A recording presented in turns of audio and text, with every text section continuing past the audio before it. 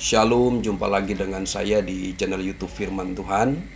Kali ini saya akan menampilkan video-video dari pendeta-pendeta hebat yang ada di Indonesia ini, yaitu Pendeta Dr. Bambang Nursena, kemudian Bapak Pendeta Esra Soru, kemudian Bapak Pendeta Dr. Ruben Adi Abraham, kemudian Bapak Pendeta Dr. Stephen Tong. Dari keempat pendeta-pendeta hebat yang ada di Indonesia ini menjelaskan atau memaparkan bahwa Yesus itu adalah Tuhan. Maka untuk lebih jelasnya mari kita melihat penjelasan pendeta hebat ini. Sebetulnya. Tapi kita mulai dari pertanyaan yang pertama ya, mengenai tentang keilahian Yesus Kristus. Pak, bagaimana menjelaskan siapa Yesus Kristus bagi kita, bagi iman kita? Iya, Shalom alaikum besem hamasya. Salam sejahtera untuk saudara-saudara dalam Kristus. Jadi sebetulnya iman kita tentang Yesus itu clear ya, karena itu sudah berjalan selama 20 abad sejak gereja mula-mula pada zaman Alkitab, kemudian pada zaman murid-murid yang nulis Alkitab, artinya murid-murid para rasul, sampai konsili-konsili gereja awal ketika gereja menghadapi ajaran-ajaran bidat. Itu sebenarnya sudah clear. Jadi intinya iman Kristen meyakini berdasarkan ajaran para rasul, ya tentu yang ini jelas sekali bahwa Kristus itu sepenuhnya Allah sebagai firman dari Tuhan sendiri. Dan yang kedua sepenuhnya manusia ketika Kristus itu datang ke dunia dikandung oleh Bunda Maria.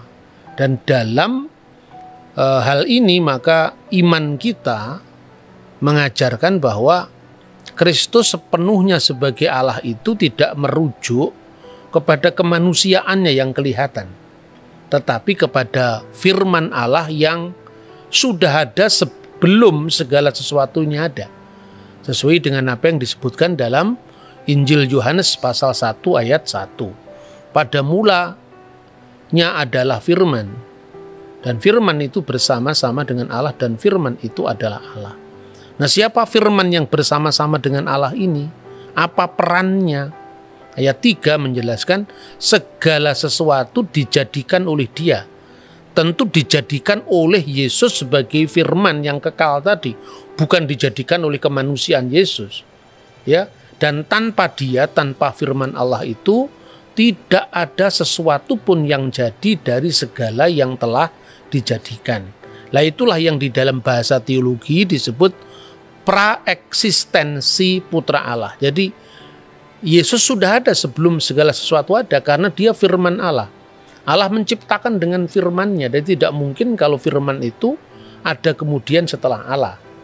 Nah, sebetulnya disebut firman di sini bukan sekedar kata-kata verbal, ya. Firman di sini sebetulnya bahasa aslinya itu logos. Logos itulah yang menjadi bahasa kita logik, logikos, logika. Jadi firman itu sesungguhnya adalah kemahasabdaan Tuhan. Jadi sabda atau firman itu tidak hanya berarti kata-kata verbal atau efek atau akibat dari kata-kata. Kalau akibat dari kata-kata alam semesta ini, langit, bumi, laut seisinya ini kan diciptakan oleh firman Allah. Jadilah terang, maka terang itu jadi. Jadi itu efek dari firman tadi. Tetapi Yesus itu firman itu sendiri. Nah, jadi dengan demikian tidak mungkin kalau firman Allah itu tidak kekal. Karena kalau firman Allah tidak kekal berarti ada waktu di mana Allah sebagai the existent, sebagai wujud sudah ada, firman-Nya belum ada. Berarti kan pernah ada waktu di mana Allah tidak punya firman, dan itu tidak masuk akal kan. Nah, ketika firman itu menjadi manusia, Dia dikandung oleh perawan Maria tanpa campur tangan seorang laki-laki. Artinya bahwa Yesus itu sepenuhnya manusia. Jadi jangan orang salah paham, Tuhan kok lapar, Tuhan kok haus, Tuhan kok dicobai? Yang dicobai, yang haus, bahkan yang mati. Itu bukan keilahiannya. Maka dalam Alkitab disebutkan sangat jelas sekali. Dia yang dibunuh dalam keadaannya sebagai manusia. Karena firman sendiri benar-benar menjadi manusia. Bukan setengah manusia. Firman itu telah menjadi manusia dan tinggal di antara kita. Dan kita telah melihat kemuliaannya, yaitu kemuliaan yang diberikan kepadanya sebagai anak tunggal Bapa, penuh kasih karunia dan kebenaran. Ini saya kira clear sekali. Maka ketika gereja menghadapi ajaran sesat Arius, ya, ketika gereja menghadapi ajaran sesat Arius yang mengatakan bahwa pernah ada waktu di mana anak Allah itu tidak ada, gereja langsung berkumpul. Nah, waktu itu kan belum ada perpecahan, ya, gereja itu masih. Tahun berapa, Pak? Tahun 325. Jadi waktu itu belum ada aliran-aliran gereja, belum ada perpecahan gereja, karena perpecahan gereja itu baru terjadi tahun 451. Jadi waktu itu yang namanya gereja itu ya semua gereja Katolik dan semua gereja Ortodok. Artinya apa? Bukan Katolik sebagai institusi yang sekarang ini berpisah dengan gereja Ortodok atau Ortodok yang berpisah dengan Katolik, tidak. Tapi sifat gereja yang adalah universal. Artinya berlaku bagi semua bangsa, berlaku bagi semua kaum, itu artinya katolon, gereja yang bersifat Katolik. Begitu setiap gereja itu bersifat Ortodok. Artinya gereja itu menganut ajaran lurus yang diterus sampaikan tanpa putus dari para rasul. Makanya kalau ada gereja Roma, ya gereja di wilayah yurisdiksi Roma, gereja di wilayah yurisdiksi Antioquia, seperti yang diceritakan dalam Alkitab, ya, bahwa orang-orang mengikut Yesus itu pertama kali disebut Kristen itu kan di Antioquia. Kemudian dari Antioquia ke Roma, dari Roma Konstantinopel, kemudian di situ ada Alexandria. Jadi semua gereja sudah kumpul jadi satu, lalu mengatakan tidak bisa, Arius itu salah. Karena apa? Kalau firman itu pernah tidak ada, berarti pernah ada Allah tanpa firmannya. Masa Allah pernah tidak punya firman? Kalau Allah pernah tidak punya firman, berarti Allah pernah tidak bisa mencipta. Jadi Allah dengan firmannya, dengan rohnya itu kekal. Itu kira-kira apa yang kita bisa pahami dari ajaran Kristen yang paling dasar tentang siapakah Yesus Kristus. Yesus yang bagaimana? Yesus adalah Tuhan, tapi Yesus juga adalah Allah. Tapi pada kesempatan ini saya mau bicara soal Yesus sebagai Tuhan. Kata Tuhan itu dari bahasa Yunani adalah kurios. Kata bahasa Ibrani adalah Adonai. Sebenarnya itu adalah kata untuk menunjuk pada sebuah kedudukan. Kalau Allah berbicara soal hakikat, maka Tuhan bicara soal kedudukan. Saya yang bernama Ezra ini, hakikat saya adalah seorang manusia, tapi kedudukan saya adalah seorang pendeta. Dia, Yesus Kristus itu, kedudukannya adalah Tuhan, hakikatnya adalah Allah. Nah, berarti Yesus itu Tuhan. Kalau Yesus itu Tuhan, maka saya ini hamba Tuhan, artinya saya hamba dari Yesus Kristus. Dia adalah bos saya, dia adalah majikan saya. Saya ini adalah pelayannya, saya ini adalah hambanya.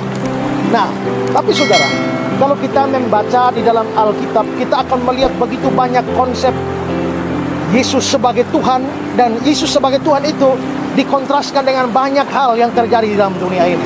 Saya berikan beberapa.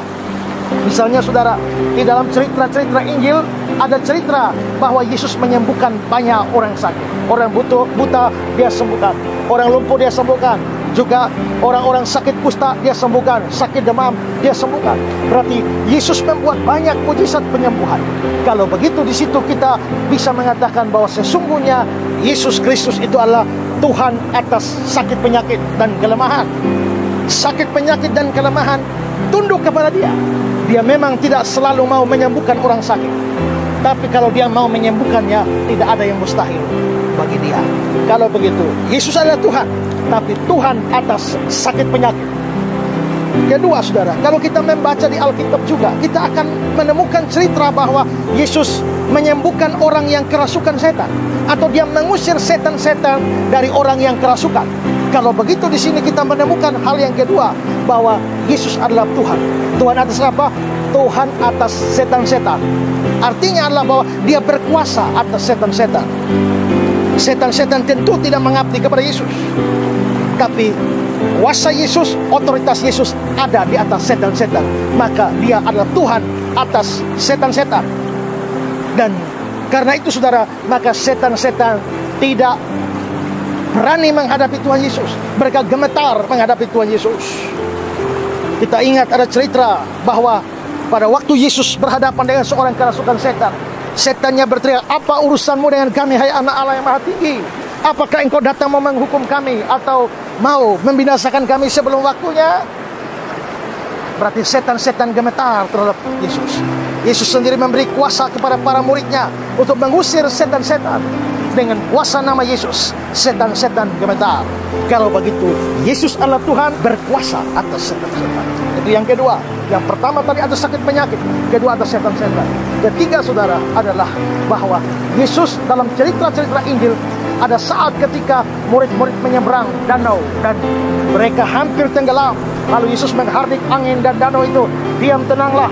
Maka angin ribut pun tenang, laut pun tenang, danau pun tenang. Lalu orang-orang yang di atas perahu berkata, "Siapakah dia ini sampai angin dan danau pun taat kepadanya?" Kalau begitu, itu menunjukkan bahwa kuasa Yesus ada di atas alam semesta. Dia Tuhan atas alam semesta. Maka dia bisa melakukan apa saja di dalam atau di bawah kolong langit ini. Tidak ada yang mustahil bagi dia. Apa yang dia lakukan pasti bisa. Dia berkuasa atas alam semesta. Lalu saudara, di dalam Alkitab juga kita menemukan ada cerita di mana ada orang-orang yang sudah mati tapi dibangkitkan oleh Yesus. Misalnya Lazarus dan juga beberapa kasus yang lain. Yesus membuat orang yang sudah mati bangkit kembali. Anak janda di Nain pun dibangkitkan oleh dia. Kalau begitu sebenarnya Yesus juga berkuasa atas kematian. Dia Tuhan atas kematian. Maka kalau Yesus mau membangkitkan, tidak ada yang bisa melawan. Walaupun dia tidak selamanya atau sering tidak membangkitkan orang-orang mati. Tapi kalau dia mau, tidak ada yang mustahil. Maka di sini kita melihat otoritas Yesus. Dia berkuasa atas sakit penyakit. Dia berkuasa atas setan-setan. Dia berkuasa atas alam semesta. Dan dia berkuasa bahkan atas kematian. Saudara boleh cari Tuhan mana di dunia ini seperti ini, tidak dapat. Saudara cari nabi mana di dunia ini, tidak dapat. Saudara cari guru agama manapun di dunia ini, tidak dapat seperti ini. Hanya pada Yesus Kristuslah seluruh hal yang saya bilang, baik sakit penyakit, setan-setan, alam semesta, dan kematian tunduk kepada dia. Kalau begitu, saya bangga punya Yesus sebagai Tuhan saya. Saya bangga bahwa Tuhan saya memiliki kuasa atas segala sesuatu. Sakit penyakit, maut dan kematian, alam semesta ini, setan-setan. Siapa yang bisa melawan saya kalau Yesus ada di pihak saya? Saudara-saudara Kristen yang terkasih, sekalipun ada orang-orang yang mengolok-olok Yesus, kita tidak perlu patah hati, kita tidak perlu kecewa, kita tidak perlu menendam. Kenapa? Karena mereka tidak kenal siapa Yesus. Saudara kenal Yesus, dan Yesus adalah Tuhan atas segala sesuatu. Kita harus bangga memiliki Tuhan seperti Yesus. Karena itu saudara, setia pada Yesus, jangan pernah lepaskan Yesus. Jangan lepaskan Yesus demi laki-laki, demi perempuan, demi harta, demi kedudukan, atau demi apapun yang bersifat fana. Pegang Yesus terus, percaya dia, karena dia Tuhan atas segala sesuatu. Kiranya Tuhan Yesus itu memberkati saudara, dan saudara bisa tetap setia kepada Tuhan Yesus Kristus. Shalom, Tuhan memberkati saudara. Siapakah Yesus itu? Mari kita baca Yohanes 7 ayat 40-44 yang berbunyi demikian. Beberapa orang di antara orang banyak yang mendengarkan perkataan-perkataan itu berkata, "Dia ini benar-benar nabi yang akan datang." Yang lain berkata, "Ia ini Mesias." Tetapi yang lain lagi berkata, "Bukan, Mesias tidak datang dari Galilea." Karena kitab suci mengatakan bahwa Mesias berasal dari keturunan Daud dan dari kampung Betlehem, tempat Daud dahulu tinggal. Maka timbullah pertentangan di antara orang banyak karena dia. Beberapa orang di antara mereka mau menangkap dia, tetapi tidak ada seorang pun yang berani menyentuhnya. Saudara-saudara, ketika Yesus ada di atas muka bumi, ada perdebatan yang muncul. Sebetulnya Yesus itu siapa sih? Nabi yang akan datang, Mesias atau bukan?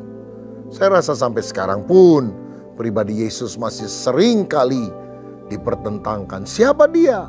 Rasul, Nabi, atau benarkah dia adalah Tuhan? Nah, dari ayat tadi kita melihat ternyata ada 3 kelompok orang yang memiliki pendapat yang berbeda tentang siapa Yesus. Yang pertama, dia disebut sebagai Nabi yang akan datang. Ini mengacu pada Ulangan 18 ayat 15 yang berkata demikian.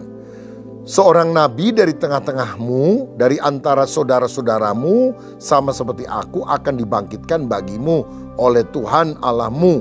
Dialah yang harus kamu dengarkan. Jadi dikatakan oleh Musa bahwa nanti Tuhan Allah akan membangkitkan seorang nabi di antara kamu, di antara saudaramu, maksudnya dari orang Yahudi, dari orang Israel. Dengarkanlah dia. Jadi nabi ini bukan dari Arab misalnya saudara ya. Ini dari antara orang Israel. Dan tentu ini sebetulnya mengacu kepada Mesias. Tapi rupanya mereka ini membedakan antara Mesias, yaitu raja yang akan diurapi oleh Tuhan untuk memerintah dalam kerajaan Israel secara rohania. Mereka membedakan Mesias itu dengan Nabi yang akan datang. Buktinya Yohanes 1 ayat 25 dikatakan demikian. Yohanes 1 ayat 25. Mereka bertanya kepadanya, katanya, mengapakah engkau membaptis jikalau engkau bukan Mesias, bukan Elia, dan bukan Nabi yang akan datang? Ini pertanyaan kepada Yohanes Pembaptis. Kamu itu siapa? Kalau bukan Mesias, bukan Elia, juga bukan Nabi yang akan datang. Berarti dibedakan antara Nabi yang akan datang dengan Mesias. Nah, siapa yang menyebut bahwa Yesus itu Nabi yang akan datang? Mereka adalah orang yang bersimpati kepada Yesus. Kalau boleh dikatakan sekarang simpatisan Kristen gitulah. Sudah bagus. Tapi kalau mereka tidak percaya bahwa Yesus itu juru selamat, Tuhan tetap tidak selamat, saudara. Ini baru langkah awal. Kita harus dorong mereka membuat pengakuan. Siapa yang percaya di hati, mengaku dengan mulut Yesus adalah Tuhan, maka mereka akan diselamatkan. Puji Tuhan kalau anggota keluargamu ada yang sudah mulai membuka hati. Dulu melarang orang ke gereja, sekarang ya udahlah nggak apa-apa lah. Ya sudah simpatisan, tapi belum sungguh-sungguh mengaku Yesus sebagai Tuhan dan Juru Selamat. Belum lahir baru, belum selamat. Maka terus kita harus mendorong dia sampai akhirnya membuat pengakuan percaya. Oh, ada istri yang bergumul puluhan tahun. Suaminya dari keras. Sekarang ya udahlah terserah istrinya. Kebaktian boleh, pelayanan juga nggak apa-apa. Malah kadang-kadang Natal dia masih mau lo diajak ke gereja, tapi nggak mau lebih jauh. Terus dorong. Sampai satu kali Tuhan jamah gerakan hatinya. Sampai dia mengaku Yesus Tuhan, dibaptis, bertumbuh secara rohani. Wah, saudara akan mengalami sukacita kalau hal itu terjadi. Tapi yang kedua, ada juga orang yang mengaku bahwa Yesus itu adalah Mesias. Mesias itu bahasa Ibrani, bahasa Yunaninya Kristus. Artinya sama, yang diurapi oleh Allah. Ada 3 jabatan yang zaman dulu diurapi dengan minyak. Nabi, imam, raja. Nah, saudara sekalian, kita harus tahu bahwa Yesus itu adalah nabi, penyambung lidah Tuhan, berbicara kepada manusia, bahkan dia sebetulnya adalah sang firman itu sendiri.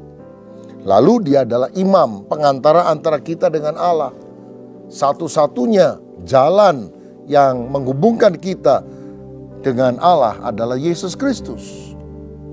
Imam besar agung yang kita miliki. Yang ketiga, raja, karena dia akan datang sebagai raja di atas segala raja. Memerintah dalam kerajaan 1000 tahun yang kemudian akan dilanjutkan dengan kerajaan kekal sampai selama-lamanya. Nah, kalau kita percaya Yesus itu Nabi, imam, raja, Mesias, kita selamat, saudara.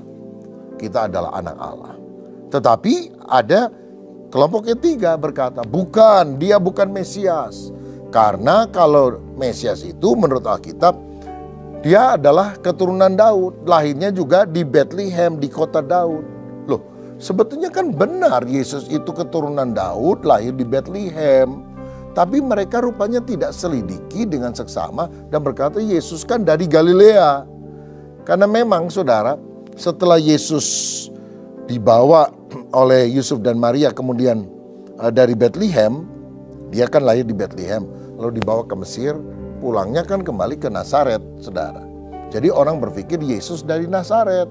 Nazaret itu dekat dengan Galilea. Mereka menolak Yesus karena apa? Mereka tidak menyelidiki dengan benar Yesus itu siapa. Cuma dengar dari kata orang, dari desas-desus, tidak periksa betul silsilah Yesus, tempat kelahiran Yesus, siapa Yesus.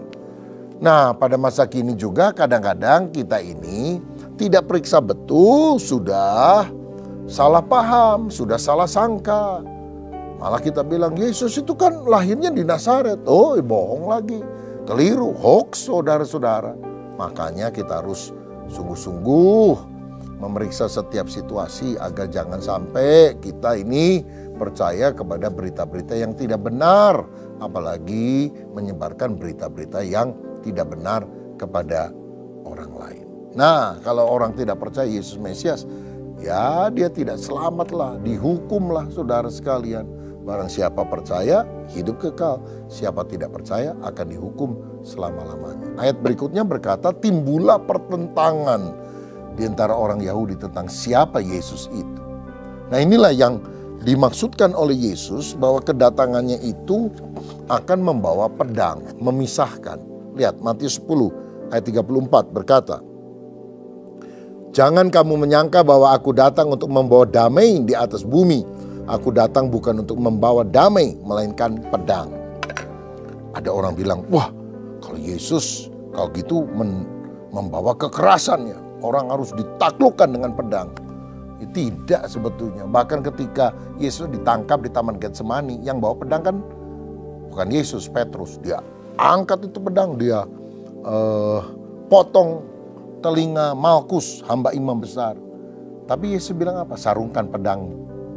Siapa yang pakai pedang nanti mati karena pedang. Lalu dia ambil tuh kuping telinga yang jatuh itu ditempel lagi, saudara sekalian. Langsung nempel. Nggak pakai lem itu ya. Ini kuasa Tuhan luar biasa. Dan Yesus disebut sebagai Raja Damai. Dia membawa damai sejahtera di dalam hati orang yang percaya kepadanya. Barang siapa percaya, dari dalam hatinya mengalir aliran air hidup. Kan itu yang diucapkan. Tapi kenapa dia sekarang berkata, aku datang bukan membawa damai, tapi membawa pedang. Yang dimaksudkan begini. Kalau orang bertentangan di dalam keluarga, dalam lingkungan tentang siapa Yesus. Ada yang percaya Yesus juru selamat, ada yang tidak percaya. Wah, bisa terjadi pertentangan tuh di dalam keluarga, di dalam lingkungan masyarakat. Dia memisahkan antara orang yang beriman dan tidak beriman. Tapi orang yang sungguh beriman, dia membawa damai sejahtera. Tapi bagi orang yang tidak percaya, itu memisahkan, bagaikan pedang yang memisahkan antara kedua kelompok tersebut. Saudara, karenanya mari kita sungguh-sungguh membuka hati percaya kepada Yesus, sehingga yang dibawa bukan pedang, tapi damai sejahtera. Nah, kemudian dikatakan lagi, mereka berusaha menangkap Yesus, tapi seorang pun bisa menyentuhnya. Karena apa?